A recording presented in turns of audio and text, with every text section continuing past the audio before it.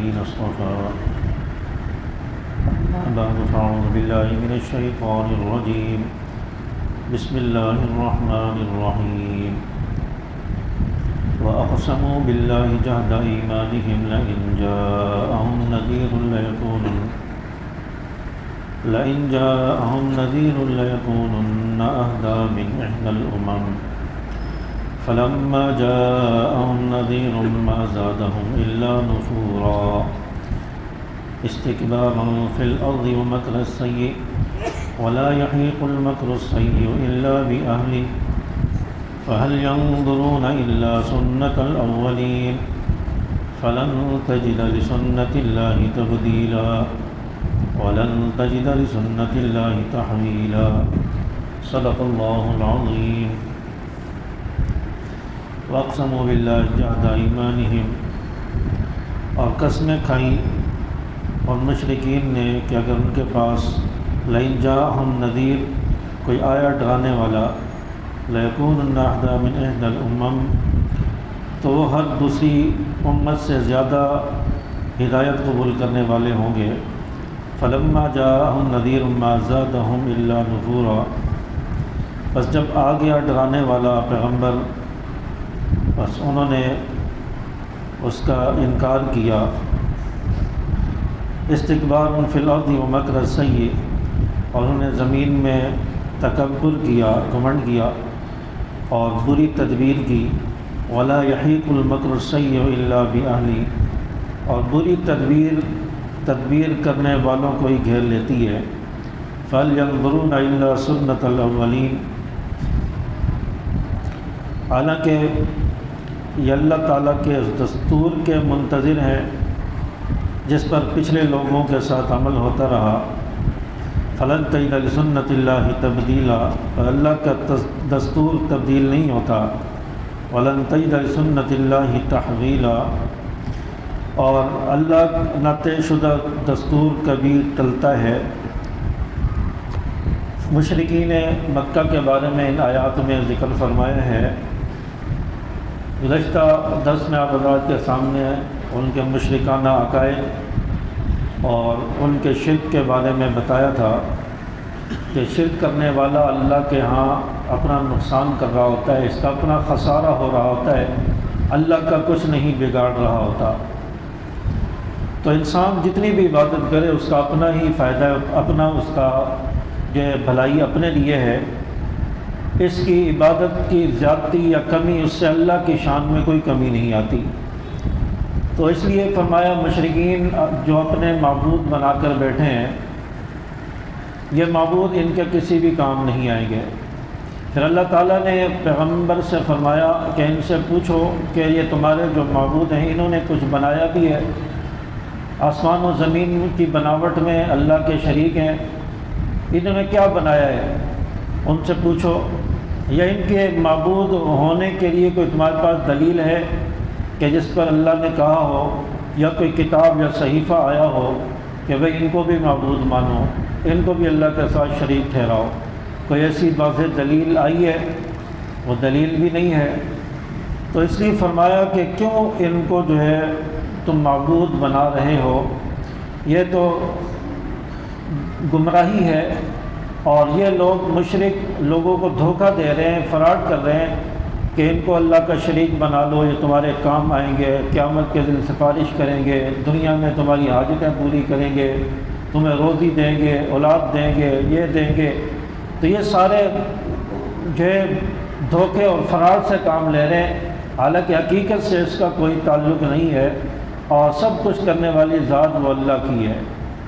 اللہ ہی کی ذات ہے کہ جس نے مشکلیں بھی حل کرنی ہے، جس نے روزی بھی دینی ہے، جس نے اولاد بھی دینی ہے، اور جس نے رزق میں بھی برکتیں دینی ہے، ہر قسم کے مصائب سے چھٹکارا بھی دینا ہے، وہ سب اللہ کی ذات ہے۔ اللہ نہ چاہے کوئی کسی کو جو ہے خیر خواہی کسی کے ساتھ نہیں کر سکتا۔ اللہ نے کسی کی اولاد نہیں لکھی تو کوئی اس کو اولاد نہیں دے سکتا۔ اللہ نے کسی کی روزی روک لی ہے تو کوئی اس کو روزی نہیں دے سکتا۔ یہ انسان کا یقین ہونا چاہیے، یہ انسان کا عقیدہ ہونا چاہیے، اس پر ایمان ہونا چاہیے کہ فلاں نے ہماری روزی بند کر دی، فلاں نے بندشیں کر دی، فلاں نے یہ کر دیا، فلاں نے جادو کر دیا، یہ سارے گمراہی والے کام ہیں، اور شیطان نے ہمیں ان باتوں میں الجھا دیا ہے، اور بس شیطانی خیالات رکھنے والے لوگوں نے اس طرح الجھا کے رکھ دیا، اور اللہ سے یقین کو ہٹا کر ان تعویذ اور جادو ٹونوں پر ہمارا یقین آ گیا۔ حالانکہ ایسی کوئی بات نہیں ہے۔ جس کو اللہ روزی دینا چاہے، دنیا کی کوئی طاقت زور لگا لے، روک لے، کوئی اس کی روزی نہیں روک سکتا، اور جس کی اللہ روک دے اس کو پھر کوئی دے بھی نہیں سکتا۔ کوئی بڑا سے بڑا بابا آ جائے، کوئی بڑا سے بڑا پیر آ جائے، کوئی بھی پھر اس کو روزی نہیں دے سکتا۔ اس لیے روزی دینا نہ دینا یہ میرے اللہ کے اختیار میں ہے، ہمارے رب کے اختیار میں ہے۔ اس لیے انسان اسی سے مانگتا رہے، انسان اللہ سے مانگتا رہے۔ اللہ کو ناراض کر کے سارے کام انسان وہ کرے جس سے اللہ ناراض ہو، اللہ کی نافرمانی والے کام کرے، نبی کی تعلیمات کے خلاف کام کرے، اور کہے، شکوے کرے، گلے کرے کہ میری روزی میں برکت نہیں ہے، میرے کام میں برکت نہیں ہے، زندگی میں سکون نہیں ہے، نماز پڑھتا ہوں تو دل نہیں لگتا، پتہ نہیں کیا وجہ ہے۔ تو بھائی جب اللہ کو ناراض کیا ہوا ہے، اللہ کی نافرمانی کر رہے ہو، تو پھر زندگی میں سکون کیسے آئے گا؟ پھر روزی میں سکون کیسے آئے گا؟ سکون دینا تو اللہ نے ہے، روزی اللہ نے دینی ہے، برکتیں اللہ نے ڈالنی ہے ہر کام میں۔ جب اسی کو ہی ناراض کیا ہوا ہے تو پھر وہ کیسے تمہاری حاجتیں پوری کرے گا، تمہیں سکون دے گا، تمہاری روزی میں برکتیں دے گا؟ تو اس لیے اللہ سے مانگو۔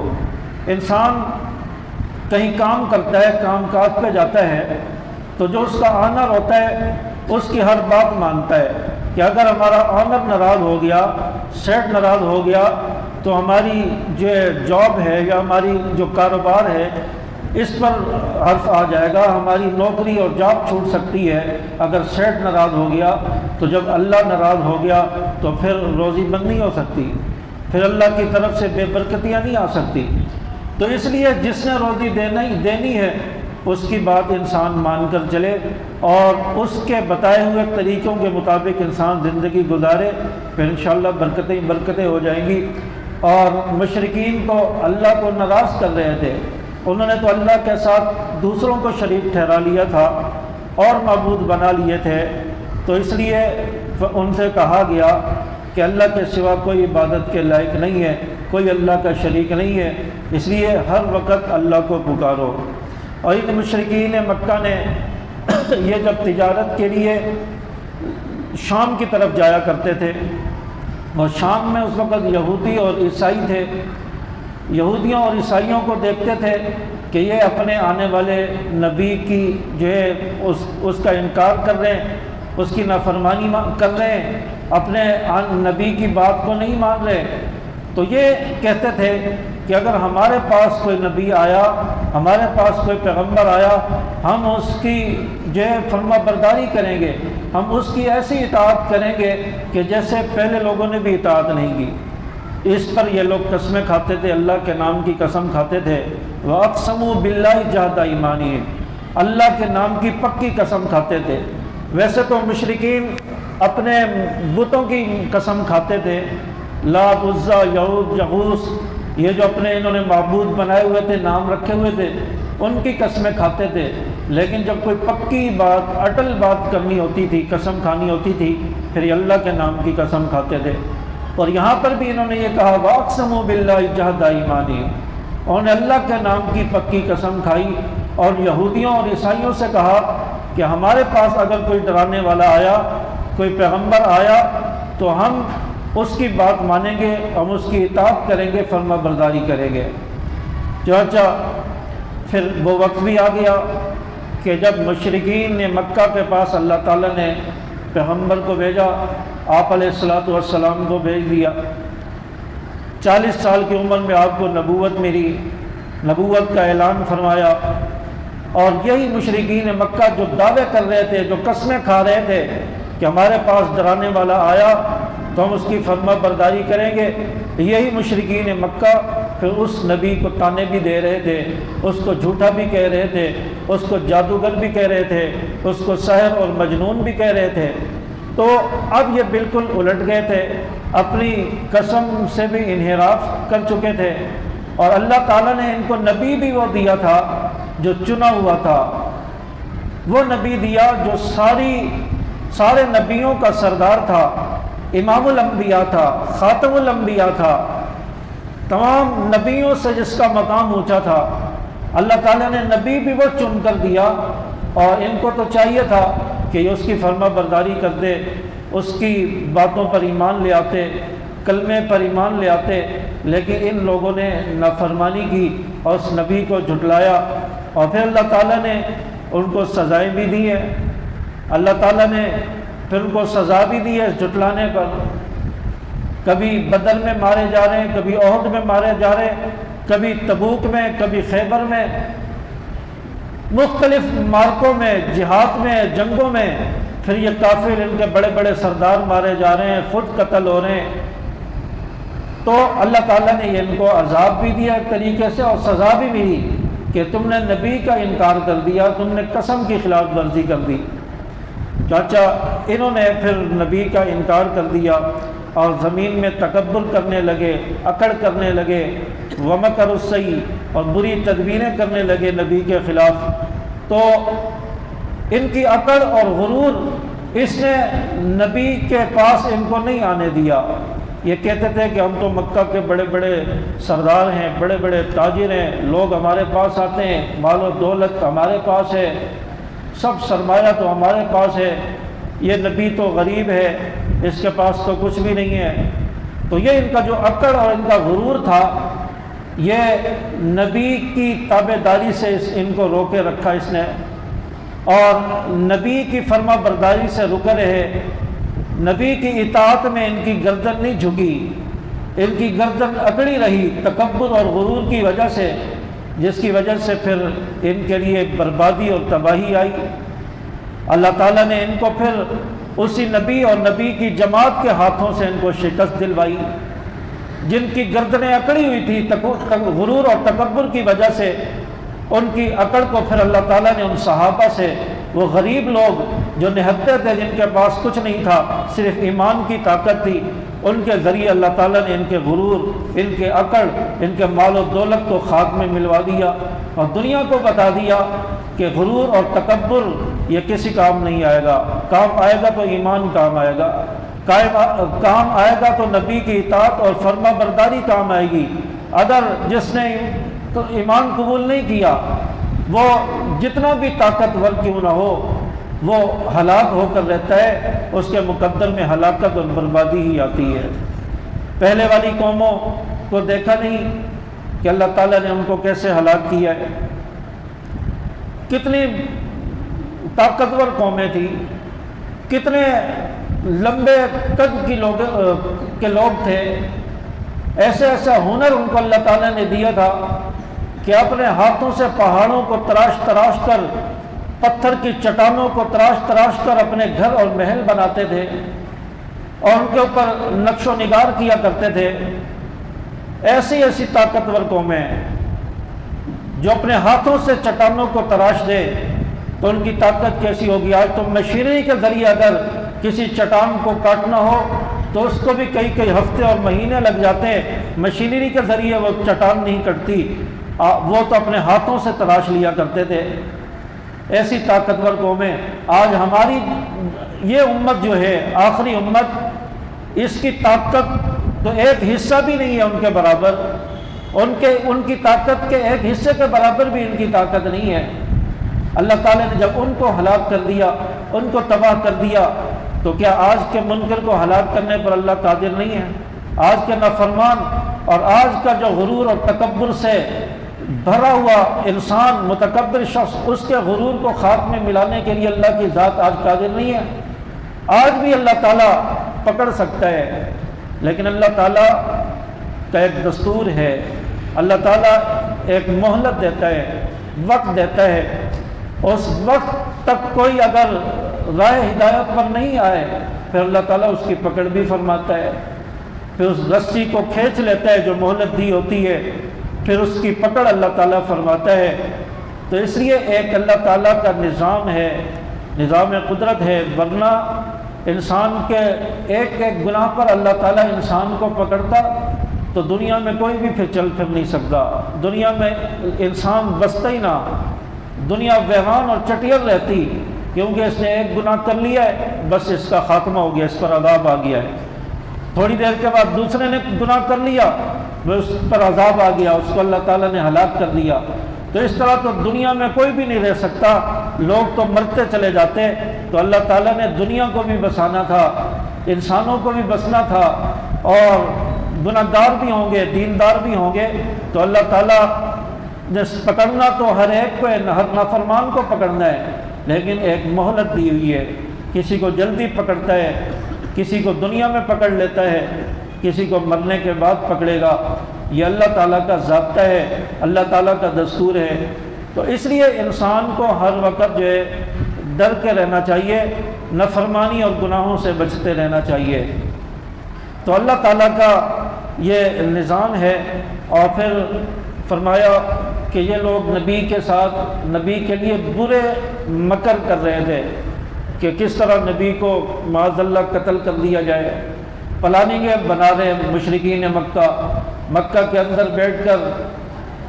دارالندوہ جو مشرکین کا مرکز تھا، اس کے اندر ابو جہل جیسا شیطان بھی، اور بڑے بڑے عتبہ شیبہ جیسے چھوٹے شیطان بھی، یہ سارے وہاں بیٹھتے تھے اور پلاننگیں بناتے تھے کہ کیسے نبی کو قتل کر دیا جائے، کیسے محمد سے جان چھڑائی جائے۔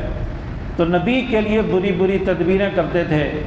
تو فرمایا کہ جو کسی کے لیے تدبیر کرتا ہے اس کی تدبیر اسی پر لوٹتی ہے۔ وَلَا يَحِيقُ الْمَكْرُ السَّيِّئُ إِلَّا بِأَهْلِهِ، جو کسی کے لیے بری تدبیر کرتا ہے، برا سوچتا ہے، اس کی وہ تدبیر اسی پر پلٹ کر آتی ہے، اسی پر لوٹتی ہے۔ جو محاورے میں عام طور پر لوگ کہتے ہیں کہ جو کسی کے لیے گڑھا کھودے گا اسی میں گرے گا، وہ خود اسی میں گرے گا۔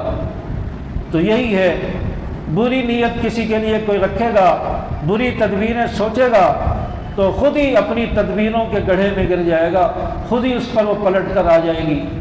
اس لیے کسی کے لیے بری تدبیر انسان سوچے ہی نہ، بری تدبیر کسی کے لیے نہ سوچے۔ کوئی کسی کے لیے بری تدبیریں بنا رہا ہوتا ہے، اللہ اس کے لیے اچھی تدبیریں بنا رہا ہوتا ہے، اور تدبیر غالب وہی آتی ہے جو اللہ کی ہوتی ہے۔ اللہ کی تدبیر غالب آتی ہے۔ نبی کے لیے کتنے منصوبے بنے، نبی کو قتل کرنے کے لیے کتنی پلاننگیں ہوئی، کبھی دیوار کو گرا دیا گیا، کبھی جو ہے اوجری ڈال دی جاتی ہے، کبھی جو ہے مکہ کے اندر گھسیٹا جا رہا ہے، گلیوں میں گھسیٹا جا رہا ہے، کبھی اوباش لوگوں کو نبی کے پیچھے چھوڑ دیا جاتا ہے کہ ان کو پتھر مار مار کر قتل کر دو۔ کبھی کچھ ہو رہا ہے، کبھی کچھ ہو رہا ہے۔ کبھی طائف والوں نے پتھر مارے، اتنے پتھر مارے کہ پورا جسم لہولہان ہو گیا، آپ کے جوتے خون سے بھر چکے تھے، اتنے پتھر مارے، لیکن اس وقت بھی نبی دعا دے رہے ہیں، اس وقت بھی نبی بد دعا نہیں کر رہے۔ کتنی تدبیریں بنائی۔ ادھر عہد کے اندر نبی پر حملہ کر دیا، نبی کی جو ہے جو زرہ تھی اس کی کڑیاں جو ہے نبی کے جبڑے میں پیوست ہو گئیں، اور آپ کے دندان مبارک شہید ہو گئے، نبی زخمی ہو گئے، افواہ پھیل گئی کہ نبی شہید ہو گئے، صحابہ پریشان، ایک دم صحابہ کی حالت بدل گئی۔ لیکن بعد میں آ کر بتایا کہ نبی خیریت سے ہیں، تھوڑے زخمی ہیں اور کوئی خطرے کی بات نہیں ہے۔ اس وقت صحابہ کو حوصلہ ملا۔ کتنے حملے نبی پر کیے گئے، اور وہ وقت بھی تھا کہ جب یہ شیطان ابو جہل جیسا اس نے پلاننگ کر دی کہ نبی کے گھر کا رات کو گھیراؤ کر کے، اور رات کو نبی کے گھر میں داخل ہو کر سوئے ہوئے نبی کو سوتے ہوئے قتل کر دیا جائے تلوار کے وار کر کے، اور گھر کا محاصرہ بھی کر لیا گیا۔ اللہ نے نبی کو ہجرت کا حکم دے دیا، اور نبی ابو بکر صدیق کے دروازے پر، پھر ابو بکر صدیق کے دروازے سے غار ثور تک نبی کا سفر ہے۔ یہ سب سے بڑا منصوبہ تھا کہ نبی کے گھر کو گھیر کر نبی کو آج قتل کر دیا جائے، اور پورا منصوبہ تیار ہو گیا، لیکن اللہ تعالیٰ نے اس میں بھی بچا کر دکھایا ہے۔ کتنے مکر ہوئے، کتنے منصوبے بنے، جس کی حفاظت اللہ کرنا چاہے دنیا کی کوئی طاقت پھر اس کو نہیں مار سکتی۔ ابھی ہمارے دور میں اگر دیکھا جائے تو ابھی یہ علامہ اورنگزیب فاروقی صاحب دامت برکاتہم، ان پر کتنے حملے ہوئے؟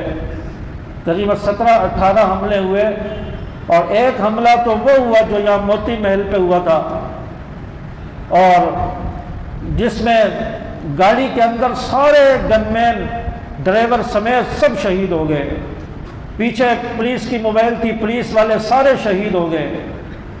ایک پرائیویٹ گاڑی تھی جو وہ آگے نکل گئی، وہ بچ گئی، حملے کی زد میں نہیں آئی، لیکن اس دونوں گاڑیوں کے اندر تمام لوگ شہید ہو گئے۔ اللہ تعالیٰ نے حضرت فاروقی صاحب کو جو ہے محفوظ رکھا، اور فاروقی صاحب بچ گئے۔ اور پھر اس کے بعد بویلا کرتے تھے، یہ لوگ کہتے تھے کہ بھاگ گئے، گاڑی سے نکل گئے تھے، اور یہ کر دیا وہ کر دیا، پھر نکلے نہیں تھے، گاڑی کے اندر ہی تھے۔ تو اللہ تعالیٰ نے جس کو بچانا ہوتا ہے اللہ تعالیٰ بچا کر دکھاتا ہے، اللہ تعالیٰ پھر بتاتا ہے۔ آج کے دور میں بھی اللہ بچا کر دکھاتا ہے، اور اس لیے موت اور زندگی دینے والی ذات اللہ کی ہے۔ انسان کا پورا یقین اللہ کی ذات پر ہونا چاہیے۔ دنیا میں کوئی کسی کے لیے برا سوچتا رہے، کوئی تدبیریں کرتا رہے، کوئی کسی کا کچھ نہیں بگاڑ سکتا جب تک اللہ کسی کا کچھ نہیں بگاڑنا چاہے۔ یہ اگر انسان کا یقین ہو جائے تو انسان کے دل سے دنیا کے ڈر ہی ختم ہو جائے، غیروں کے ڈر ہی ختم ہو جائے، اور سیدھا اللہ پر یقین انسان کا توکل ہو جائے، اور سارے ڈر خوف ختم ہو جائے۔ تو اس لیے ہر وقت اللہ سے انسان کو ڈرتے رہنا چاہیے، اور کسی کے لیے انسان بری تدبیریں نہ بنائے، کسی کے لیے برا نہ سوچے۔ کوئی اگر مشورہ بھی لینا چاہے انسان سے، اس کو مشورہ بھی اچھا دیا کرو، مشورہ بھی اس کو اچھا دینا چاہیے کہ ہاں اس کام میں آپ کی بھلائی ہے، اس کام میں آپ کا نقصان ہے، حالانکہ وہ کام آپ کے بھی فائدے کے لیے ہو، لیکن اس کو مشورہ اچھا دینا چاہیے۔ حضرت تھانوی رحمۃ اللہ علیہ کے بارے میں غالباً آتا ہے، ان کے علاقے میں ایک شخص تھا، اس نے اپنا گھر چھوڑنے کا فیصلہ کر لیا کہ میں اس علاقے سے دوسرے علاقے میں جاتا ہوں، اور وہ حضرت تھانوی رحمۃ اللہ علیہ کا عقیدت مند تھا۔ اس نے کہا کہ میں پہلے حضرت تھانوی صاحب سے مشورہ کرتا ہوں وہ کیا کہتے ہیں، اور اتفاق سے اسی جگہ اسی علاقے میں حضرت تھانوی صاحب بھی گھر تلاش کر رہے تھے کہ اس علاقے میں مجھے بھی گھر چاہیے، مجھے ضرورت ہے۔ وہ بھی اتفاق سے اسی جگہ پر تلاش کر رہے تھے کہ کوئی گھر خالی ہو، میں بھی اس گھر میں جا کر رہوں۔ اور اتنے میں یہ مرید بھی آ گیا، اس نے کہا کہ میں اپنا گھر چھوڑنا چاہتا ہوں اور آپ سے مشورہ کرنے آیا ہوں کہ میں اپنا گھر چھوڑ دوں کہ دوسری جگہ جانا چاہتا ہوں، وہاں چلا جاؤں، یا آپ کی کیا رائے ہے؟ تو حالانکہ حضرت تھانوی تو یہ کہتے اچھا ہوا گھر خالی ہو رہا ہے، مجھے تو یہاں چاہیے، لیکن فرمایا نہیں، آپ اگر یہاں رہ رہے ہو تو یہ اچھی جگہ ہے، یہیں پر اپنے گھر میں ہی رہو، وہاں نہیں جاؤ، دور ہے اور علاقہ بھی صحیح نہیں ہے۔ اس کو بتا دیا۔ اب دیکھیں دل کے اندر تو کچھ اور ہے، لیکن اس آدمی کو تو رائے صحیح دی۔ دل میں تو یہ چاہ رہے ہیں کہ گھر خالی ہو، میں یہاں رہوں، لیکن اس آدمی کو مشورہ اچھا دیا کہ آپ یہیں پر رہو۔ یہ نہیں کہا کہ جیسا بھی ہے یہاں سے جا تو رہا ہے، گھر تو خالی ہو رہا ہے، مجھے تو ضرورت ہے، جیسا تیسا اس کے ساتھ ہوگا، لیکن مشورہ اچھا دیا۔ اس لیے فرمایا کسی کو اگر مشورہ بھی دینا ہو اچھا دو، اگر وہ آپ کے فائدے میں بھی اس کی بات ہو، لیکن اس کو مشورہ اچھا دو، چاہے تو آپ کے خلاف بھی ہو۔ تو اس لیے فرمایا کسی کے لیے برا نہ سوچو، بری تدبیریں بھی نہ کرو، اور نقصان دینے کی کوشش بھی کسی کو نہ کی جائے۔ ہر آدمی یہ سمجھے کہ میں اچھا ہو جاؤں، میں خود اچھا ہو جاؤں۔ اگر ہر کوئی یہ کہے گا کہ فلاں اچھا ہو جائے، فلاں اچھا ہو جائے، فلاں آدمی میں یہ برائی ہے، فلاں میں یہ برائی ہے، تو بھی اس طرف کوئی بھی اچھا نہیں ہوگا۔ ہر آدمی اپنے اندر انسان نہیں دیکھتا، دوسرے کی طرف انسان دیکھتا ہے کہ وہ اچھا ہو جائے۔ بھائی کہے کہ میں سب سے برا ہوں، میرے اندر ساری برائیاں ہیں، ہر آدمی یہ سمجھے کہ میں ٹھیک ہو جاؤں، میرے اندر برائیاں ہیں، آہستہ آہستہ سارا معاشرہ ہر ایک ہی ٹھیک ہو جائے گا۔ تو اس لیے کسی کے لیے بری سوچ انسان نہ رکھے۔ اور فرمایا کہ پیچھے پہلے والی قوموں سے انسان عبرت حاصل کرے، ان کو کتنی اللہ تعالیٰ نے طاقت دی تھی، اور فرمایا کہ اللہ تعالیٰ کو زمین و آسمان میں کوئی بھی عاجز نہیں کر سکتا۔ وَلَوْ يُؤَاخِذُ اللَّهُ النَّاسَ بِمَا كَسَبُوا مَا تَرَكَ عَلَىٰ ظَهْرِهَا مِن دَابَّةٍ، اگر اللہ تعالیٰ انسانوں کے اعمال کی وجہ سے ان کی پکڑ کر دے تو پھر دنیا میں زمین پر کوئی بھی چلنے پھرنے والا نہیں دیکھو گے. وَلَٰكِن يُؤَخِّرُهُمْ إِلَىٰ أَجَلٍ مُّسَمًّى، لیکن اللہ تعالیٰ نے ایک وقت مقررہ تک کے لیے اس ہلاکت کو مؤخر کر دیا، عذاب کو مؤخر کیا ہوا ہے. فَإِذَا جَاءَ أَجَلُهُمْ فَإِنَّ اللَّهَ كَانَ بِعِبَادِهِ بَصِيرًا، اور فرمایا کہ جب وقت آ جائے گا پھر اللہ تعالیٰ اپنے بندوں کو دیکھ لے گا. ایک وقت اللہ تعالیٰ نے مقرر کر دیا ہے، جب وہ وقت آ جائے گا پھر کسی کو مہلت بھی نہیں ملے گی، پھر کسی کی توبہ بھی قبول نہیں ہوگی. قیامت کا دن آ گیا، سورج مشرق کی بجائے مغرب سے طلوع ہوا، فرمایا کہ اس دن توبہ کا دروازہ بند ہو جائے گا. اس دن انسان اگر کہے گا کہ میں تو اتنا نافرمان ہوں، آج توبہ کر لوں، اللہ کی طرف سے عذاب آنے والا ہے، نہیں، کوئی توبہ قبول نہیں ہوگی. اس لیے انسان ہر وقت جو ہے اللہ سے ڈرے، ہر وقت اللہ تعالیٰ سے معافی مانگتا رہے. اللہ تبارک و تعالیٰ ہمیں سمجھ عمل کی توفیق عطا فرمائے. وآخر دعوانا الحمدللہ رب العالمین.